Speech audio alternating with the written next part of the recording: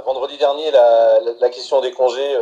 était centrale du point de vue du patronat, qui ne voulait surtout pas parler d'autre chose, et notamment de la question de la rémunération et de la prise en charge à 100% du chômage partiel, qui pour nous s'intègre complètement dans cette discussion, car on ne peut pas uniquement avoir le débat sur les congés payés sans aborder les autres questions, que ce soit la rémunération du chômage partiel à 100%, mais également la question de savoir est-ce que les activités qui sont réalisées dans l'entreprise sont vitales et nécessaires pour,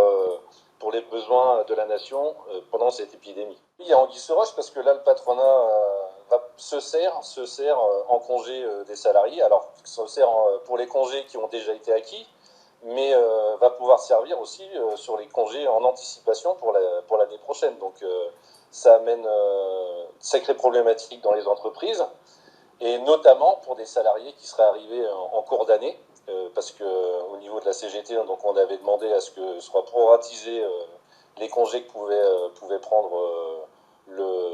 les directions, et ça a été une fin de non-recevoir de l'UIMM sur cette question-là. Lors de cette négociation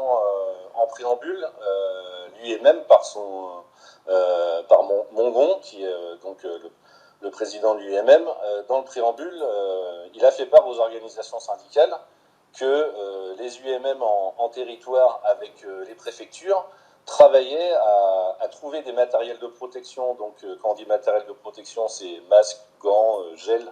ainsi de suite, pour permettre la reprise d'activité d'un maximum d'entreprises. Donc pour nous, c'est purement scandaleux. D'ailleurs, c'est ce qu'on leur a fait part.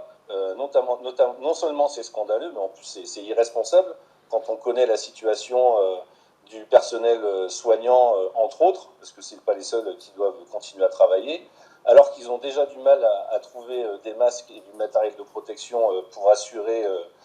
des activités là vitales pour les salariés mais les citoyens. Et ben, le patronat s'organise en territoire avec des préfectures pour récupérer des matériels de protection qui manquent cruellement, notamment aux soignants, mais pas que.